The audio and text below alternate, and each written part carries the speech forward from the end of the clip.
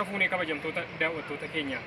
Yeroo ammaa kana kan argamnu godina Shawaa Lixaa aanaa Ilfataa ganda qotee bulaa Giccee keessatti argamna. Egaa akkuma na duubaa mul'atu kan argamnu iddoon amma ilaalaa jirru godina Shawaa Lixaa aanaa Ilfataa ganda qotee bulaa Gicceetti Fincaa'aa Giccee jalatti argamna. Egaa Fincaa'aan Giccee akka aanaa Ilfataatti iddoo hawwata turizimii aanaa Ilfataa jedhamee kan beekamuu fi iddoo seena qabeessadha.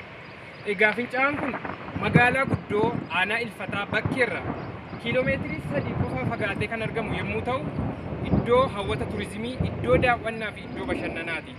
Kanaaf akka aanaa Ilfataatti lafa bashannanaa fi turizimii ta'e kana qaamni karaa waajjira aadaa fi turizimii haa ta'u karaa seektara qaamni ilaallatu iddoo hawwata turizimii kanarratti mootummaan xiyyeeffannaa godhee daandii fi wantoota barbaachisoo yoo baaseef iddoon ilaalaa jirru kun Fincaa'aan Giccee iddoo seena qabeessaa fi iddoo turizimiidhaaf ta'udha.